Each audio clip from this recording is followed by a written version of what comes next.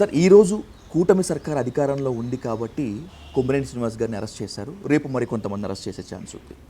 రేపు మళ్ళీ వైసీపీ అధికారంలోకి వస్తే కూటమికి అనుకూలంగా వ్యవహరించినటువంటి వాళ్ళని అరెస్ట్ చేసే ఉంది. సో ప్రభుత్వాలు మారుతున్నా కూడా జర్నలిజంలో ఉన్నటువంటి వాళ్ళు ఇబ్బంది పడుతున్నారు. ఇది ఇలాగా కొనసాగాల్సిందేనా? ఒకవేళ దీనికి ఫుల్ స్టాప్ పడాలనుకుంటే యాజమాన్యాలు మారాలా, రాజకీయ పార్టీలు మారాలా, నలిగిపోతున్న జర్నలిస్టులు మారాలా?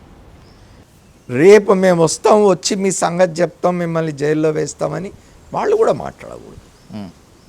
ఎందుకంటే మీరేదో అంటే దానివల్ల ఏమవుతున్నది, మీరేదో కక్ష సాధించడానికి చేస్తున్నారు ఇదంతా అనేది వస్తుంది.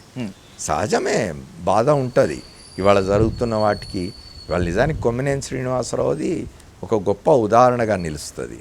ఎట్లా అంటే ఆయన ఒక షో చేస్తున్నాడు, అది లైవ్ షో. సార్ దీనికి ఇంకోటి మీకు తెలంగాణ ఎగ్జాంపుల్ కూడా చెప్తాను.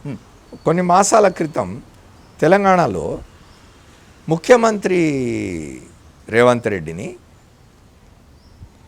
అసహ్యకరమైన భాషలో, చాలా అంటే ఉచ్చరించజాలని భాషలో రైతు అని చెప్పుకునే ఒక వ్యక్తి ఓకే తిడితే, దుర్భాషలాడితే ముఖ్యమంత్రిని, వాడు నాకు దొరికితే చంపేస్తాను నేను అని చెప్తే దాన్ని ప్రసారం చేసింది ఒక డిజిటల్ మీడియా. అయితే అది రికార్డెడ్. Okay sir. ఇప్పుడు మీరు రికార్డ్ చేస్తున్నారు నాది.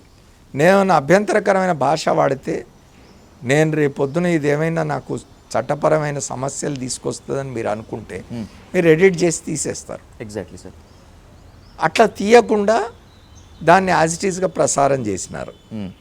ఆ కారణంగా ఇద్దరిని అరెస్ట్ చేసినారు. అప్పుడు ఆ అరెస్టును నేను వ్యతిరేకించాను. ఓకే.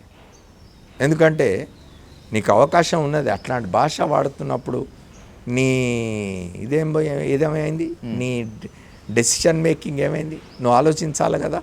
ఒక ముఖ్యమంత్రిని ఇట్లాంటి భాషలో తిట్టకూడదని, అట్లా తిట్టడం వల్ల వాళ్ళకు కేసు అయింది, జైలు పోయినారు. దాని మీద ఇవాళ కొమ్మినేని శ్రీనివాసరావుది లైవ్. ఆ లైవ్లో ఆయన ఆపే పరిస్థితి లేదు, అక్కడ లైవ్లో వెళ్ళిపోయింది అది. ఆయనకు సంబంధం లేదు, ఆయన ఆ వ్యాఖ్యలు ఆయన చేయలేదు. అయినా ఆయన మీద కేసు, ఇంకొక ఆయన మీద కేసు పెట్టినారు. మీరు విచారణ జరుపుకోండి, కోర్టులు నిర్ణయిస్తాయి.